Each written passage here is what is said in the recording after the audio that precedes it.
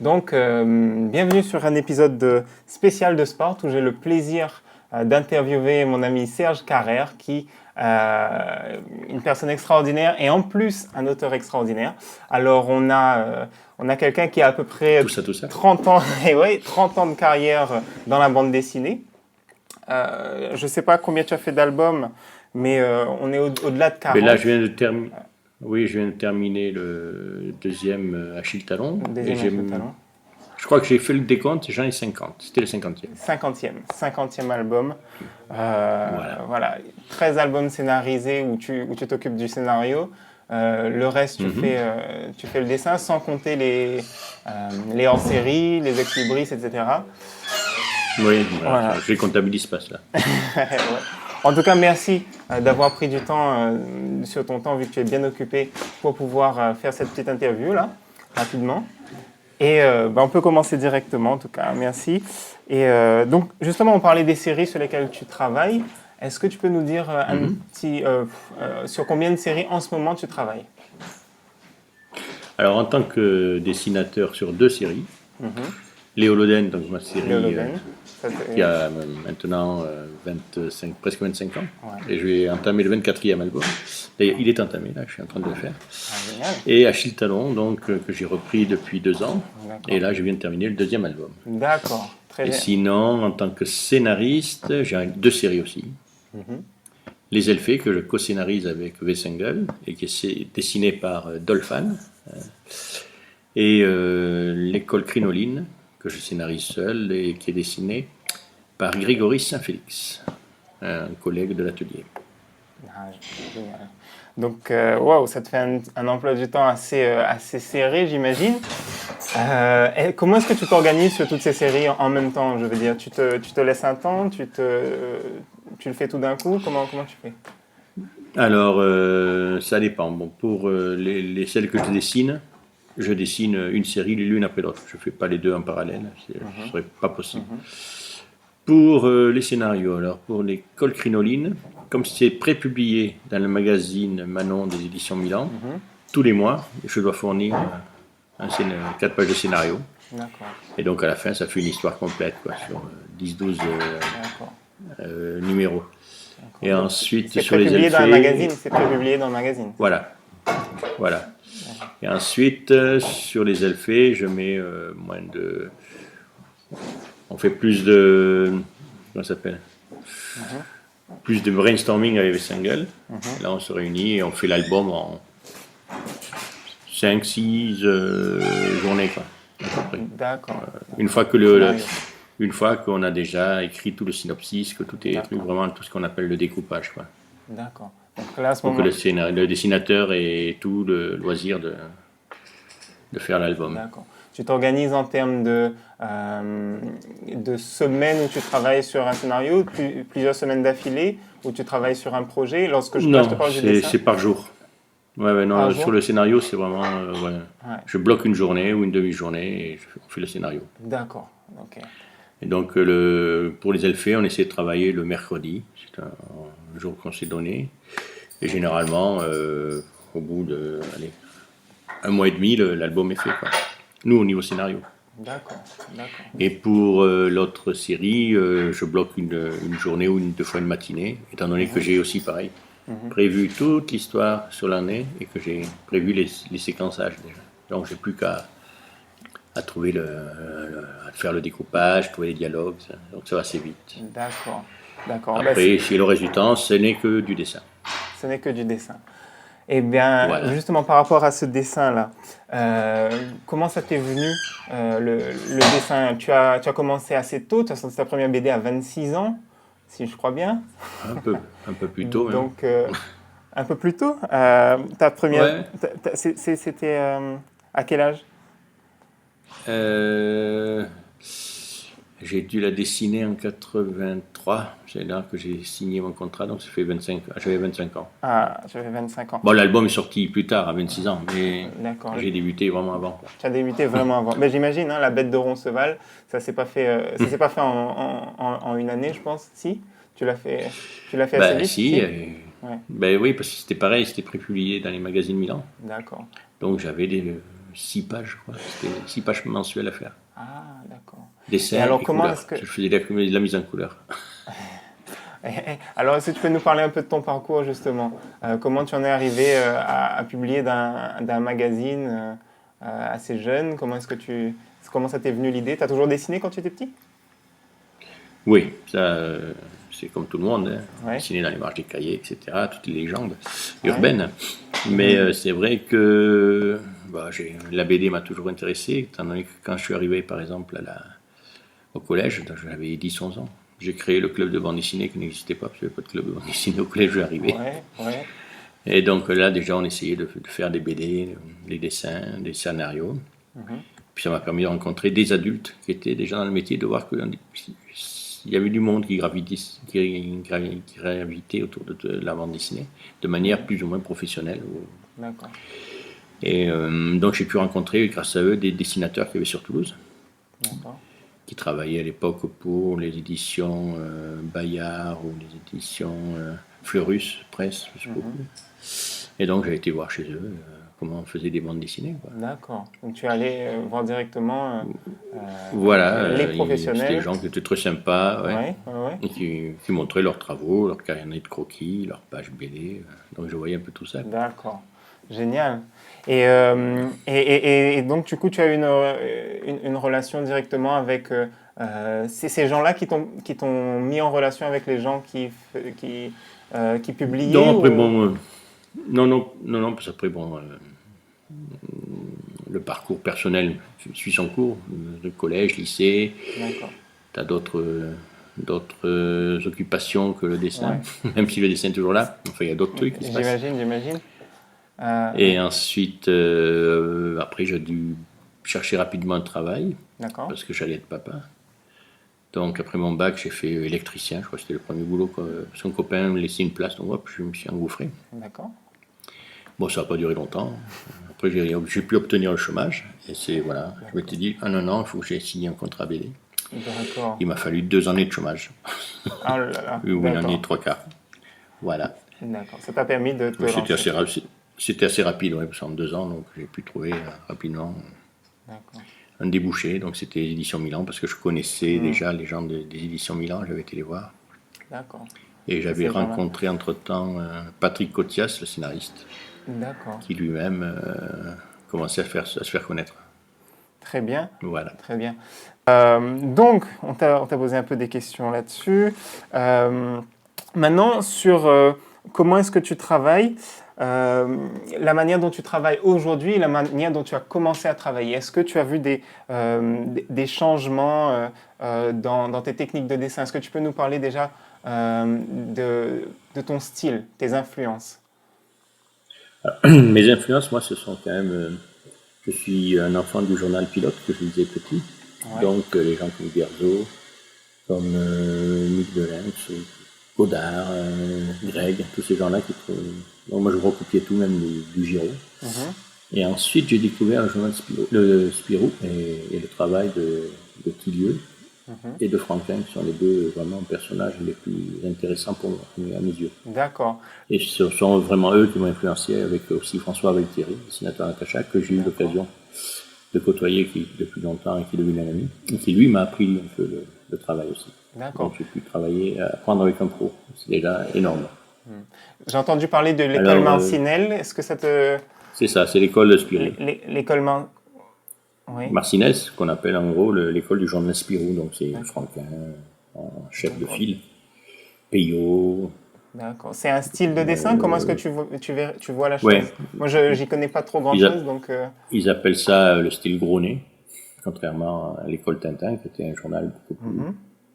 un dessin plus classique, plus réaliste ou semi-réaliste. Chez Spirou, c'était vraiment un dessin où les personnages ont des gros nez, ils sont déformés. D'accord. Un truc un peu plus nerveux, déjà. Donc, voilà, Maurice, Luc, tous ces gens-là, quoi. D'accord. Et donc, moi, j'ai appris d'abord en copiant, bien sûr, et ensuite en analysant leur travail, en se confrontant à mes propres histoires. Alors, au début, j'écrivais mes histoires, et certaines ont été achetées, non publiées, mais achetées. Et Et au bout d'un moment, j'ai pu rencontrer donc différentes, notamment Franquin.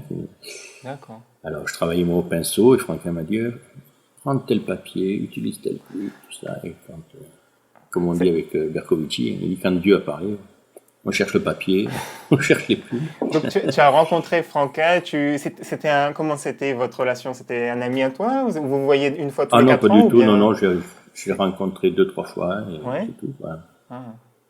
Et la dernière fois que je l'ai vu, il me remettait un prix. Oh, Alors Leston et moi oh, pour un Léoloden, on a vu un truc, waouh. donc on était contents. Eh ben oui. Et, euh, et c'est vrai que non, chaque fois, bon, c'est un gars en plus qui était très timide, donc. Ah oui. Mais quand j'étais venu la première fois lui montrer les travaux, voilà, il avait passé bien facilement une demi-heure ou 3 quarts d'heure à détailler les dessins, à regarder, me dire pourquoi ça c'était bien, pourquoi ça c'était pas bon, qu'est-ce qu'il fallait corriger. Ah oui. Et moi j'ai appris beaucoup dans les salons que je montais, je rencontrais 10, 15 auteurs, je leur montrais dessinateurs réalistes ou humoristiques, hein, je montrais toujours mes dessins.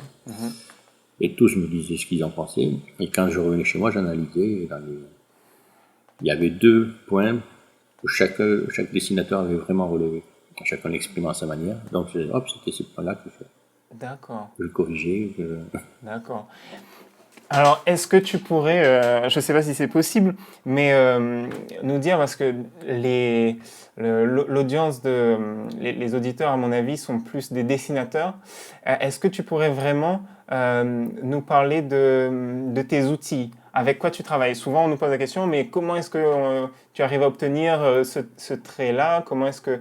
Bah, alors j'ai des planches en cours. Donc c'est tu- ça. Ouais. J'ai des planches en cours. Donc c'est Ah, le prochain ça, ce livre. serait génial. On va faire un là. Alors, je sais pas si la lumière est bonne. Hein. Un peu Au pire, fort. on enverra une photo. Oui, parce que là, au début, il y a cette case-là, il y a une case là. Très bien.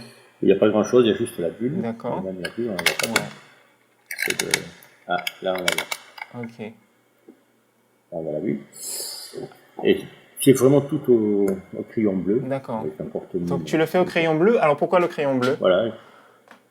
Parce que ça me permet de tester. Et puis si je gomme pas bien, je m'en fous parce que quand je scannerai, le bleu, il va pas apparaître. Oui. Donc c'est pas important. D'accord. Ensuite, il y a voilà, cette case-là. Ouais. Donc là, on voit que c'est bleu. Là, cette case-là, c'est l'autre case. Ben, il y a d'abord celle-ci, le crayon commence à apparaître. Ok. Et celle-ci, où le crayon bleu est apparu, mais je repassais au gris. D'accord. Et c'est à partir de là que j'ai passé l'étape de l'ancrage. D'accord. Et tu fais tout sur une même planche. Est-ce que tu passes à... Ça, c'est une demi-planche. Ouais. Et Ouais. l'autre demi-planche, c'est un grand dessin. Hop, on va se mettre par-dessus. Voilà. Donc tu es en A2. Voilà. Ah, fantastique. Magnifique. Magnifique. Alors, ce que je fais de suite, c'est que j'encre les cadres et le lettrage. C'est une fois que j'ai tout placé, c'est que le lettrage prend la place qu'il doit prendre. Je ne peux pas le condenser. D'accord.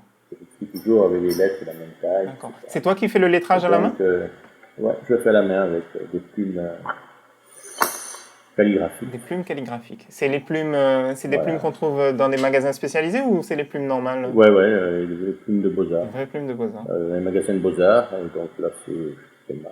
D'accord. J'en ai plusieurs, celle-là qui me convient bien. Excellent. Ça permet d'avoir un trait, plus ou moins épais, donc j'appuie ça. D'accord. C'est sympa. D'accord. Et ensuite, l'ancrage, c'est au pinceau. Voilà. Alors, ce sont des D'accord. Isabelle, Raphaël, pardon. Raphaël. 8402 à marque Kolinsky France. Alors, la marque Kolinsky, c'est un poil de marque, donc très particulier, Oui. qui est résistant.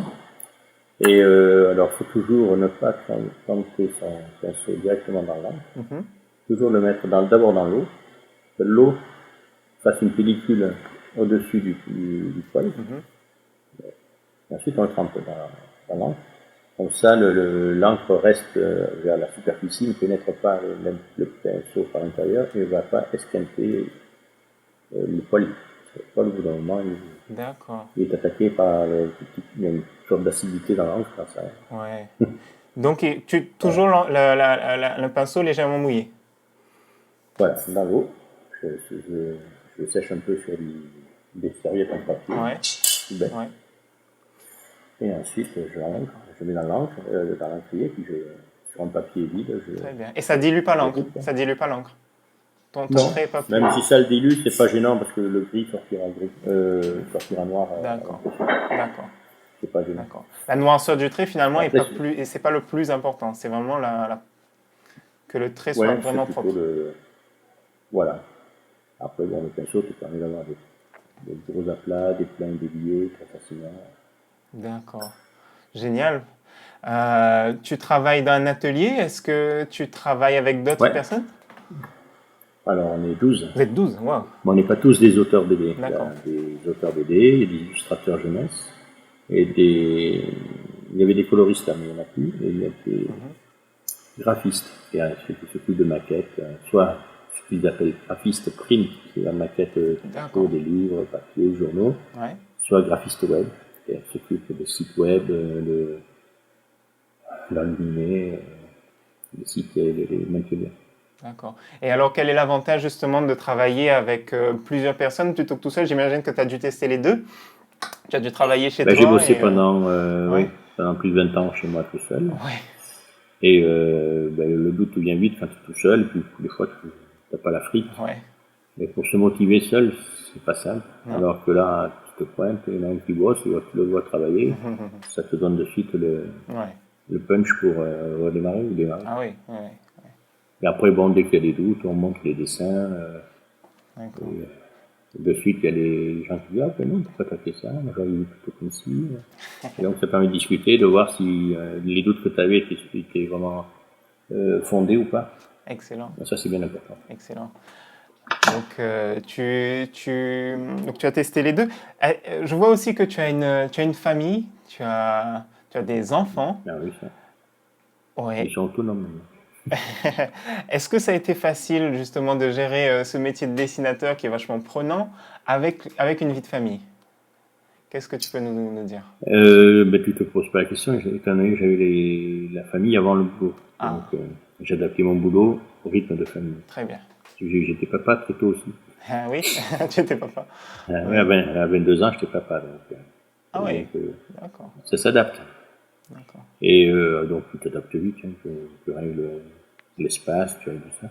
Le seul truc, mais c'est pas lié à la famille, c'est que quand tu travailles là où tu vis, au bout d'un moment, tu ne vois plus, tu fais plus de différence entre le lieu de travail et le lieu de vie. Et donc tous les petits soucis quotidiens, je sais pas, une chute d'eau, t'en as rien à foutre. Ça te passe un peu par-dessus la tête parce que t'as toujours du dessin à faire, t'as toujours des délais à respecter. D'accord. Alors que quand tu vas à l'extérieur, moi je gère beaucoup mieux mon temps. Je suis beaucoup plus efficace, et même si je travaille un peu moins de temps dessus, je suis beaucoup plus efficace. Et quand je reviens, je peux m'occuper, je peux régler des problèmes, je peux m'en occuper. Excellent. Et je retrouve mieux le lieu de vie, qui est bien différencié. D'accord. Tu as trouvé l'équilibre comme ça en fait. Voilà. Ok, très bien, très bien. Justement, pour rester un peu dans ce thème-là, tu as fait des bandes dessinées. Alors, au début, qu'est-ce qui t'a poussé à faire de la bande dessinée? Est-ce que c'était... j'ai lu quelque part que tu avais fait, par exemple, les Elfés. Oups, j'ai vu un truc. Tu avais fait les Elfés pour faire une bande dessinée. Non, l'école Crinoline. Une bande dessinée pour que ta petite fille, elle trouve ça génial. Au début, est-ce que tu as dessiné pour eux ou bien... Alors, ça, c'est les petits messages qu'on dit aux publicitaires qu'ils reprennent. D'accord. Parce que ma petite fille était déjà grande. Ah, ça c'est bien. Ouais, ce sont des Russes. Très bien. Non, c'est parce que pour les Elfés ou pour l'école Crinoline, c'était la rédactrice en chef que je connais, donc les copains, mais je travaillais pas pour la revue. Ils voulaient qu'on collabore ensemble, donc elle me dit tiens, je cherche. D'abord, elle m'a demandé si je connaissais un scénariste pour faire, c'était pour les Elfés. Et donc j'ai contacté un ou deux copains. Et ils n'étaient pas disponibles. Et puis moi, je travaillais déjà avec les singles. On faisait un triptyque science-fiction très réaliste pour Vent d'Ouest. On était ensemble, donc ils voulaient travailler chez moi. Et puis au bout d'un moment, j'ai dit tiens, pourquoi pas, on leur proposerait un truc. Donc j'ai demandé à la rédactrice ce qu'elle voulait, de BD. Donc on a proposé, on a monté les elfes, on a proposé, puis c'est parti. D'accord. Donc c'était après Voilà. l'héritier des étoiles, tu t'es dit je voulais faire quelque chose d'un peu plus Voilà, joyeux. c'était, c'était l'occasion Ouais. qui a fait là. Ah, d'accord, très bien. Alors après, c'est parce que les elfes étaient là, Ouais. qu'elle était aussi rédactrice de l'autre revue, et qui disait, on aimerait bien aussi notre BD plus jeune. D'accord. Donc là, j'avais un copain sur place là, de l'atelier qui cherchait aussi à bosser. Donc je lui ai dit, tiens, on va réfléchir. Et on a eu l'idée de ça quoi, par rapport au lectorat de Manon, qui est vraiment du 6 novembre. On a monté l'école Crinoline, l'école des petites princesses, D'accord. qui maintenant, à la rentrée, va avoir sa propre revue, Oh, l'école des petites princesses. félicitations, génial. C'est génial. Voilà. Ouais. Après, tu as aussi par exemple, si on parle de Léo Loden, tu as ta série sur laquelle tu as travaillé depuis très longtemps. Tu as 23 albums. Là, on a le dernier. Ouais, c'est ça. Tiens, je fais un peu de publicité, voilà. Un clin d'œil. On a le dernier, très bon album.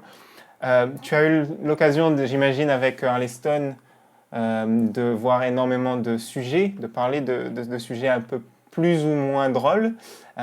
Est-ce que tu as un message ou alors est-ce que tu écris lorsque tu passes dans des scénarios un peu plus matures, est-ce que tu as vraiment un thème sur lequel tu aimes bien parler de certains thèmes en particulier? J'imagine que ce thème-là était assez délicat avec les derniers événements qu'on a eus dernièrement. Est-ce que tu profites de ton dessin? Voilà, c'est ce que je veux dire. Est-ce que tu profites de ces albums de BD pour faire passer des messages? Alors, par rapport à Léo Loden, on a toujours pris le postulat avec Arleston, de se dire qu'on s'adresse, c'est une série tout public, les gamins à partir de 9 ans, moi, qui commencent à lire, à maîtriser la lecture, on va dire, jusqu'à qu'on s'amuse à lire, de 9 à 99 ans. Et je dis, c'est pas parce qu'on s'adresse aussi à des enfants qu'on doit faire des histoires lénifiantes et qu'on est capable de raconter le quotidien, ce qu'il y a de bien, ce qu'il y a de moche. Mais là, c'est le talent d'Arleston de savoir maintenir deux niveaux de lecture. D'accord. Un peu comme Astérix, c'était notre formation. Et on essaie d'avoir une lecture plus simple, avec un personnage comme le tonton Nico, qui est le faire-valoir du héros, qui amènera l'humour tarte à la crème, auquel les gamins vont pouvoir rigoler, s'accrocher, passer des réflexions, etc. Et ensuite, Léo, qui est déjà plus cynique, plus méchant, va faire appel à une mémoire collective. D'accord. Qui sera plus politique, sociale, historique, et sur laquelle on peut rebondir et donner un autre sens à l'histoire. Ensuite, on partage énormément de points de vue, que ce soit politique, religieux ou autre, et on ne s'est pas donné au tableau. Et l'éditeur, Mourad Boudjéal de l'époque, il nous a dit allez-y. D'accord. Vous aviez la liberté. On peut y aller. Ouais. Donc, on a pu parler de sectes, de la montée de l'extrême droite, de s'attaquer à Le Pen, là, de l'islamisme, de malheureux amalgame que font les gens entre islamisme, terrorisme. Donc, essayer de remettre un peu les pendules à l'heure, parce que nous, on a envie de le raconter. Bien sûr. Donc, on ne se donne pas, et en même temps, on va faire de l'histoire plus relax. D'accord. Donc tu arrives à faire les deux. Plus facile, plus humour. Ouais. Il ne faut pas non plus faire que ça parce que on n'est pas non plus des pèlerins partant. C'est la bonne parole, de prêcher la bonne parole. Ouais.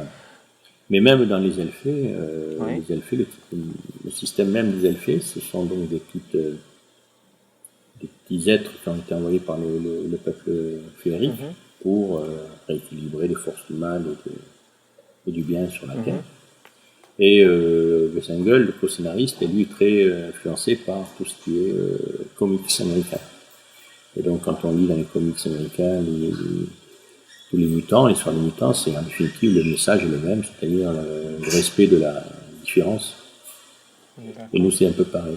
Voilà. Les gens ne sont pas pareils, mais il faut accepter qu'ils sont. Voilà, derrière ça. Encore tu en profites pour. Et après on s'amuse à parler des toutes les mythologies sur lesquelles on s'est penché, et qui sont intéressantes aussi par rapport D'accord. au message qu'elles peuvent porter. Donc c'est assez riche comme contenu. Oui. Ouais. Et alors, côté un peu plus technique, comment est-ce que je vois que les holoden, c'est quand même dans des villes de France, dans des coins assez connus. Comment est-ce que tu t'y prends quand tu es dans une BD comme les holoden pour rassembler tes références et dessiner quelque chose qui existe déjà versus quelque chose comme les Elfés où c'est vraiment plus imaginaire. Est-ce que dans les deux cas, tu travailles pareil? Comment est-ce que tu t'organises au niveau de tes références? Alors, moi, je travaille pareil. Après, le dessinateur Dolphin des Elfés, lui, travaille différemment. Oui, oui. Mais moi, quand je fais le scénario, je vais chercher la documentation, Ouais. je vais lui fournir soit la doc, soit des références D'accord. littéraires, des livres, ou Internet, pour qu'ils puissent Mhm. se baser sur des événements, D'accord. des lieux qu'ils puissent les dessiner. Parce que moi, je trouve que c'est important. Moi, j'en ai besoin quand je dessine et quand je lis, j'aime bien que ce soit ancré dans quelque chose de réel, que l'on y croit. Donc, je travaille moi d'après photo. D'accord. Et je vais sur Internet chercher des choses. J'utilise maintenant aussi un outil qui est assez rigolo qui s'appelle Google Street View, dans lequel on peut se balader dans les rues et on peut avoir Ah oui, oui, oui. Mais alors moi je travaille avec la photo sur l'écran et non pas, je ne prime pas, je D'accord. ne copie pas par la table lumineuse dessus parce qu'il faut se méfier, les perspectives sont complètement foireuses, donc Ah oui, il faut les réadapter. avec la caméra, Voilà, avec les grands les grands angles. angles, ouais, ouais, ouais. Voilà. Donc il faut les réadapter. D'accord. Ah mince. Bon. Euh, dommage. Mais en tout cas, ouais, très bien. Donc tu utilises un écran et après tu réinterprètes ce que tu vois. Voilà, et puis des fois, chaque fois que je me balade, je fais des photos avec mon téléphone, il n'y a pas de photos. D'accord. Je les mets dans mon ordinateur dans une grosse iconographie photo. Ah ouais. Et des fois, j'ai besoin de 2-3 photos d'un même lieu pour obtenir l'angle que je veux, parce que je n'aurai pas D'accord. le bon angle Ouais, ouais, ouais. C'est rare. que je vais utiliser dans la narration. Voilà. D'accord, d'accord. Ben c'est super intéressant ça. Au niveau du scénario maintenant, comment te viennent tes idées? Est-ce que quand tu crées quand tu penses à un nouvel album, par exemple, au niveau du scénario, comment est-ce que tu l'organises dans ta tête pour passer d'une idée à un projet qui va être lancé avec un dessinateur? Alors, mais là, on va parler surtout des colcrinologies, c'est celle que je fais tout seul. Ouais. Donc, pour chaque année, je dois faire, on va dire en gros, une saison, comme Mhm, les feuilletons télé. mhm. Il y aura 10 épisodes, puisqu'il y a 10 numéros. Et chaque fois, j'essaie de trouver le sujet sur lequel je vais traiter. Alors, là, j'ai pris un sujet cette année qui est assez léger, c'est une sorte de petit polar. Voilà, les gamines vont être là, ils doivent résoudre une énigme. Et l'année précédente, c'était un sujet que je m'étais dit qui peuvent intéresser les enfants, c'est quand même le problème de la disparition d'un être cher. Et là, on avait parlé du décès de la grand-mère d'une des gamines, de Pocahontas. Et là, c'est là que j'ai rebondi sur la mythologie indienne aussi, D'accord. qui a une façon d'amener le discours de la mort de manière assez naturelle et facile. Donc, j'ai pu comme ça jouer entre les différentes gamines. Pareil, il y en a un peu de tous les pays. Mais on en revient au même sujet, on peut parler quand même de sujets non drôles. Oui. Et Ça. je pense que ça les intéresse quand même. Et je sais que m'ont dit au niveau du lectorat, du courrier des lectrices, que c'est quelque chose qui avait bien fonctionné. Ah, c'est génial. Donc des gamines qui ont été confrontées à ça, père d'une grand-mère ou d'un grand-père, c'est quelqu'un d'autre. D'accord. Donc, je vois que tu Donc as. leur Ouais. dire qu'ils ne sont pas seuls. Quoi. Ouais. C'est bien. Donc, tu as une idée, ça part vraiment d'un thème, tu ne parles pas de personnages, après tu te dis qu'est-ce que je vais bien leur Non. faire vivre. Ça part vraiment d'une idée ou d'un message que tu veux faire passer, ou à la limite d'un un petit peu, comment dire, un petit bout de Ça sagesse. dépend. Oui, ou là, il y en avait un petit personnage qu'on a créé qui s'appelle Draculette, qui est la petite princesse des Carpates. Et Ouais. donc, pareil, là, On a fallu trouver les parents. Les parents, pour que ce soit plausible que ne soit visible que le soir ou la nuit. Mhm. On a dit, mais c'était des rockstars. Ils sont toujours en vadrouille. Donc, D'accord. on ne les voit que la nuit, parce que les concerts, c'est toujours le soir ou la nuit. Donc, il y avait un côté plausible par rapport à la vie des gamines. Déjà. Ouais. En plus, le côté que la fille d'une rockstar. D'accord. Donc, ça, c'est rigolo. Quoi. Et, Ouais. et la gamine, là, on a fait une gamine qui avait justement, qui pâtissait du fait que ses parents n'étaient pas là. Mhm. Et donc, il se réfugiait avec un ami imaginaire, et puis un autre en vrai animal, qui est un petit animal, un petit rap, c'est un petit côté gothique. Du coup. D'accord. Et voilà, donc comme ça, on habille les personnages, et puis on donne une vie, Et l'histoire est venue ça après. fonctionne. Voilà, D'accord, toute seule. après on découpe. Et c'est une période, c'est une année scolaire, donc il y a des rythmes, des choses à Noël, machin, des vidéos, qui doivent être traités quand même du peu Halloween. D'accord. Donc on parle de tout ça. D'accord. Très bien, très bien. Bon, ben maintenant, on peut passer à Achille Talon. Alors, excellent premier tome, j'ai beaucoup aimé. Merci. J'imagine que... Et le deuxième est encore plus rigolo. Ah, génial, génial. Alors, est-ce que tu as eu des craintes quand, j'imagine que reprendre Achille Talon, ça n'a pas dû être... c'est pas quelque chose qu'on fait sur un coup de tête. Donc, j'imagine que... est-ce que ça t'a fait un peu peur, entre guillemets, de reprendre Achille Talon ou tu t'es senti comment quand on t'a demandé? Euh, je suis assez inconscient. Et surtout pas stressé. Je suis d'un naturel très stressé, donc ça se passe bien. Mais il m'avait contacté il y a déjà 3 à 4 ans, maintenant. J'ai dit toujours 3 ans, mais maintenant ça fait 4 ans, on va dire, Mhm, pour cela. Et c'était juste avant les élections présidentielles mhm, en métropole. mhm. Et il voulait faire des strips quotidiens pour la presse. Et donc je pense que c'était des strips politiques. Ils avaient fait appel à Albert Aliou et à Laurent Gérard pour faire ça. Mhm.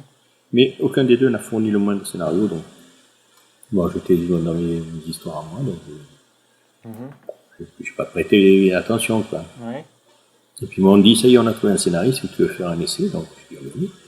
Et c'est la qualité des scénarios qui m'ont donné vraiment envie de les illustrer. Et alors, par contre, je me suis dit, comme tu disais au départ, 35 ans de métier, 33 ans, je dis, si je commence à essayer de faire le dessin de Greg, Mhm. au bout de 10 pages, mon dessin va remonter Ouais. plus fort que moi. Ouais, ouais, Donc, ouais. c'est même pas la peine d'essayer. Donc, et puis, il faut que ça rentre dans mon rythme de travail. Mhm. Donc, il ne faut pas que ça me prenne la tête. D'accord. Alors, il y a toujours un petit moment d'adaptation du personnage, Mhm. le choc. Mhm. Il a mis un album et demi à être choqué maintenant, je veux dire. Mhm. Mais bon, au départ, on arrive quand même à être choqué. Et, donc, j'ai fait mon travail. Et ça leur a plu justement parce qu'ils voulaient booster un petit peu par rapport au dessin Mhm. d'avant. Ils ne voulaient pas qu'on refasse le même truc. D'accord. Donc ça tombait bien. Ouais. Et ils m'ont fait un petit compliment. Ils m'ont dit que c'est le côté franquinien de mon travail Ah, qui leur a plu. Donc, ah, c'est sûr, c'est sûr. Je suis le d'accord avec côté, eux. j'essaie de rendre j'ai eu une discussion là-dessus avec des copains dessinateurs, surtout les réalistes, qui essaient de rendre une troisième dimension dans le dessin. Mhm. Souvent, un dessin, c'est en 2D. Et tous disaient, mais ça va être l'éclairage, les appels noirs, enfin tout ce qu'on a fait avec les volumes. Et je disais, mais moi, c'est le mouvement, D'accord. plus que ça. Et j'essaie que, on a l'impression que les personnages sortent, ou les voitures sortent Ouais. de la case, donc ça veut dire que la troisième dimension est là quelque part. D'accord. C'est fantastique. Euh, Est-ce que tu m'as dit que tu as essayé un peu d'imiter le dessin de Greg au début, j'imagine. Est-ce que... Et non, et- non, j'ai simplement ah, essayé de tu as récupérer le essayé. personnage Voilà. pour qu'on le reconnaisse. Quoi. D'accord, d'accord. Mais c'est mon dessin, moi. Quoi. Par exemple, c'est flagrant pour moi, hein, dans les mains. Moi, j'ai des mains qui sont un peu plus presque réalistes, alors que lui, Ouais, c'était vraiment des mains, des grosses mains, c'est des petites saucisses qu'il ouais, mettait. ouais, ouais. Ouais. Mais Alors que moi, je mets des phalanges, je mets des ongles. c'est bien parce qu'en même temps, ça donne une nouvelle jeunesse, une adaptation. D'ailleurs, ils ont changé de collection. On n'est plus dans la lignée des Achille Talon. Voilà. Tu as ta propre collection de Achille Talon. Euh, Ben là, j'ai appris un nouveau mot, ça s'appelle une nouvelle tomaison. Une nouvelle Faire des tomaison. tomes, ça s'appelle tomaison. Ah ah. C'est de faire des nouveaux tomes. Génial, on a tous appris un nouveau mot. Et Voilà. d'accord. Et, euh, et est-ce que tu trouves que par rapport à quand tu as commencé à chez le Talon et à la fin du deuxième tome, est-ce que ton style de dessin a évolué ou est-ce que vraiment tu...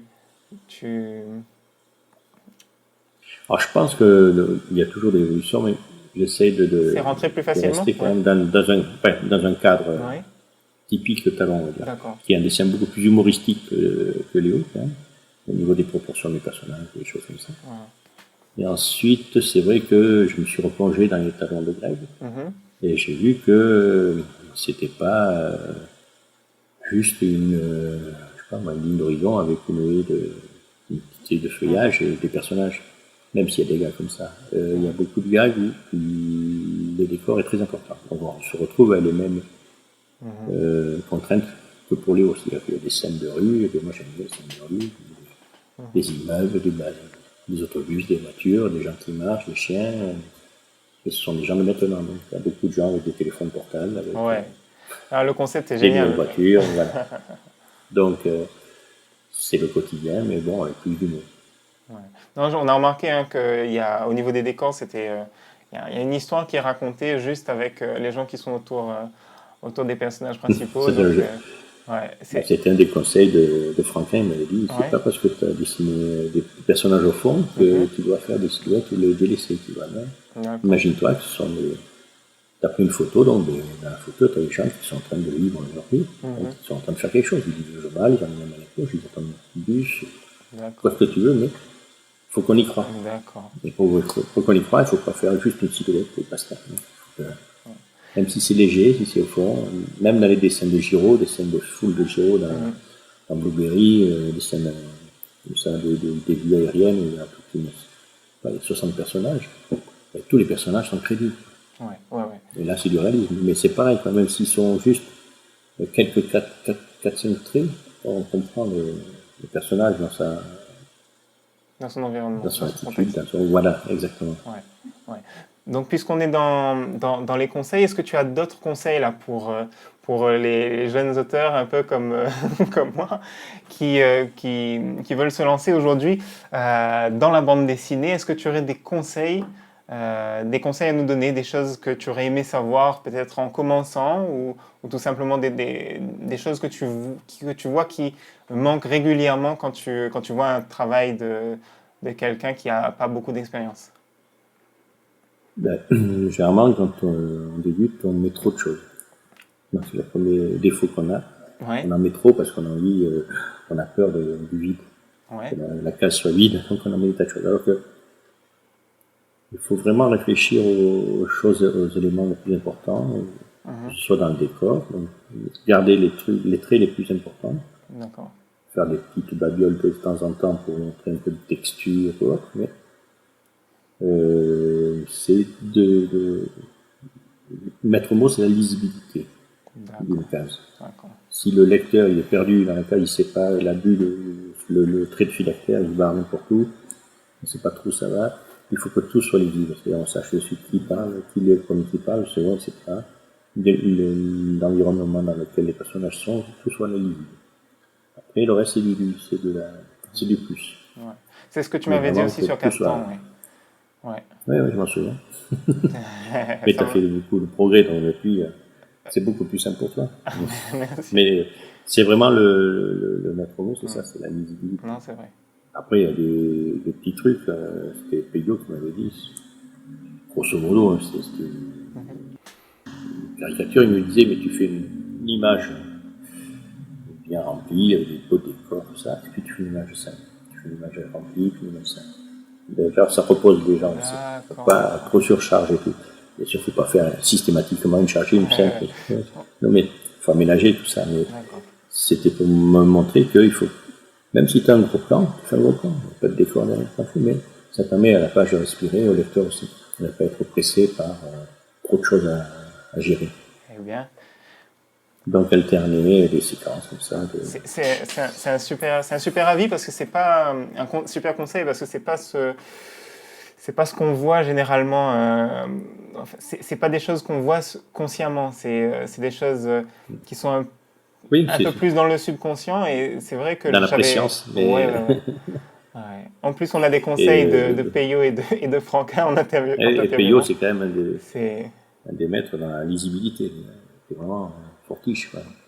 Ouais. Et quand tu lis, c'est vrai, à Johan Pierre-Louis, c'est d'une facilité. Quoi. En plus de la qualité des narratifs qu'il avait, Ouais. ça c'est Ah, autre ouais. chose. Les plans, tout était étudié. Mm. Et même Franquin et Raleigh, Mm. c'était très potes. C'est un Ils génie. avaient travaillé ensemble Mhm. de Samuel. Mhm. Et Franquin était du genre un peu à surcharger. Même si ça restait hyper lisible. Mm. Surtout à la fin, dans Gaston, il rajoute des petits traits partout. Il va freiner un peu plus. Mhm. Et il disait que c'était tout simple, il mettait une planche de Gaston contre un mur et une planche de Yann Pierre-Louis, puis se reculait de 5 mètres. Il disait, mais Yann Pierre-Louis, là, je peux la lire. La Gaston, je peux même pas la lire. Ouais. Donc, C'est vrai en plus. il enviait ce talent Ouais. de synthétisation. Ouais.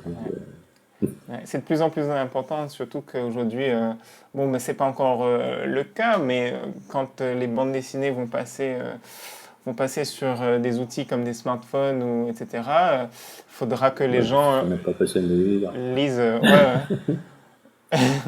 Non, mais en plus, c'est le truc que je te disais de faire gaffe à la surcharge. Ouais. C'est, je le vois en plus dans ces flagrants, ceux qui se mettent à l'outil numérique pour dessiner. Ouais. Comme tu peux zoomer à l'infini. Mm. Si tu as envie d'avoir, je sais pas moi, un gilet avec un point, avec des petits, comme un vrai gilet, quoi, avec des broderies, tu peux le faire. Hein. Mais à Ouais. la fin, tu vois plus rien. Quoi. Ouais. Il sera réduit ton truc, puis le coloriste va se faire chier. Donc, Ouais, on va se faire haïr très vite non, non, mais c'est-à-dire que c'est une perte de lisibilité. Mm. Et au départ, on en met trop. Quoi. Faut choisir les prix. C'est comme les vêtements, il faut choisir les très forts. Quoi. Sur un pli, pour montrer Mm. un drap plié ou autre, il faut trouver le bon. Et ça tire là, ça tire là. Ouais. Au niveau de l'ancrage. L'habit, voilà, ça tire le pli, l'habit, la veste à tel endroit, qui elle-même va tirer derrière. Donc, Ouais. il faut essayer de comprendre le corps qui est sous le vêtement Mhm. et d'utiliser juste avec un, deux traits, ça suffit. Hein. Mhm. Mhm. Et on a une Apprendre à dynamique synthétiser. Voilà, exactement. D'accord. Un gars qui le fait très très bien, ça, et qui aime beaucoup, c'est Book. D'accord. Ben, Qui c'est. est aussi très fort dans ce genre de stylisation. J'avais rencontré aussi Franz, dessinateur réaliste. Ouais. Il faisait couper d'ivoire, tout ça. Mhm. Et lui, qui est un dessin très, très classique, il me dit, moi je dessine toujours les personnages nus, et après je les habille. Mais au moins il avait le personnage en entier, dans la bonne position, et après hop, il remettait les habits dessus, tac, tac, tac, tac. D'accord. Et là, ça lui permettait de synthétiser justement ça. Ben, merci en tout cas pour ces excellents conseils. Merci pour ton temps aussi. Avant de conclure, est-ce que tu pourrais nous donner ton avis sur la BD aujourd'hui? Comment est-ce que tu penses qu'elle va évoluer? Tout Ah oui, simplement c'est l'ambiance qu'il y a dans la bande c'est dessinée. tellement vaste. Oui, c'est assez mal. Est-ce que tu penses que ça va aller comme ça, comme ça, comme ça? Alors là, j'en sais rien du tout, Ouais, qui va être l'avenir complet de la BD. ouais, Je pense que le numérique, c'est pas encore gagné. ouais. Étant donné qu'il y a eu des essais, que bon, pour l'instant, comme on ne fait que reprendre les albums tels qu'ils sont pour les mettre en numérique, Mhm. je ne vois pas l'intérêt et je pense que les Non lecteurs plus. actuellement ne voient pas l'intérêt. Ouais. J'ai discuté avec des amis qui sont dans le livre, tout ça, qui me disent, même aux États-Unis, il y a une baisse des ventes de numérique. Ah, Donc pour l'instant, on n'a pas acquis. Je pense que le passage au numérique se fera sous la forme d'un nouveau média. d'accord. Ce ne sera pas vraiment de la BD, qui sera autre chose, avec des trucs en plus, peut-être de l'animation, du son, enfin, tout ce qu'on veut, mais la BD titre classique, je vois pas l'intérêt de la lire sur le numérique. Ouais. Donc, Très bien. par rapport à ça, je pense que ça va mettre du temps. Il y aura vraiment une évolution, mais complète du travail. D'accord. Donc tu. Après, la BD en elle-même, ben, il y Ouais. aura des nouveaux auteurs, il y aura d'autres qui partiront. Et puis, c'est la vie. Oh, il y a de la place pour encore beaucoup de talent, je pense. Oui, et puis Il y bon, a. il y a le côté un petit peu protectionniste des éditeurs aussi, qui Ouais. se disent, bon, ben, pour certains, c'est le cas pour talent, hein, ils ont dans leur giron tellement de personnages emblématiques. Il se dit pourquoi on va le laisser dormir. Donc ils en sont propriétaires, ils le reprennent, ils demandent à des nouvelles équipes de le faire. Et bon, c'est sûr que ça donne moins de visibilité à de nouveautés, mais il les faut aussi parce que ça leur apporte des sous pour avoir l'occasion de pouvoir faire autre chose. C'est ça, c'est ça. Ça leur Donc donne c'est un équilibre après entre les nouveautés, les réelles nouveautés, les reprises, les rééditions. D'accord. Et c'est vrai que là, il disait, c'était quoi, 500 albums, je crois. Non, 5000 albums qui sont sortis en 2014. Mais il y avait vraiment 1500 nouveautés réelles. Le reste, c'était des traductions, mangas, comics, tout ça, des rééditions, des reprises, enfin, il y avait vraiment beaucoup de choses. Donc, D'accord. D'accord. Ben, très très bien. Merci encore d'avoir parlé avec nous pendant merci ton avec temps de plaisir. travail. C'est vraiment fantastique. J'aimerais t'écouter parler encore super longtemps, mais il faut respecter Bon, on aura forcément l'occasion aussi. de se retrouver. Hein. Exactement. En plus, ouais. Donc là, pour la suite, là, tu pars sur quoi? Sur un nouveau talon? Sur les Holoden? Non, c'est sur les Holoden là, que je débute, que je dois finir. Excellent. Il doit sortir en janvier. D'accord, on n'a pas le thème? Donc, il y a des C'est pensions. spoilé? Ah, je vais te dire, Ah, très bien. en exclusivité, En exclusivité en plus. un dessin, voilà, où tu as le titre. Ah, fantastique. Les cigales du pharaon. Voilà.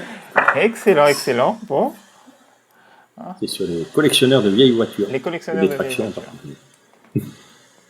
Ah, Voilà, génial. sujet plus léger par rapport au terrorisme de l'épisode précédent.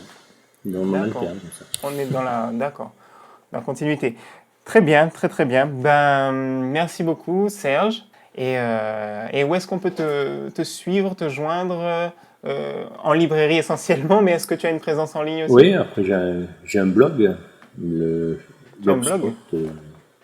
Ouais, Très bien. l'adresse exacte c'est Blogspot. D'accord. On tape Carrière Serge, le premier lien je crois se formera sur le blog. Ok. Et puis après c'est sur On mettra Facebook. ça aussi Voilà. en lien dans la vidéo. Ok. Ben, merci beaucoup, Serge. Et on se dit à bientôt. Bonne continuation. Ouais. Allez, Merci Alexandre. Salut. Salut.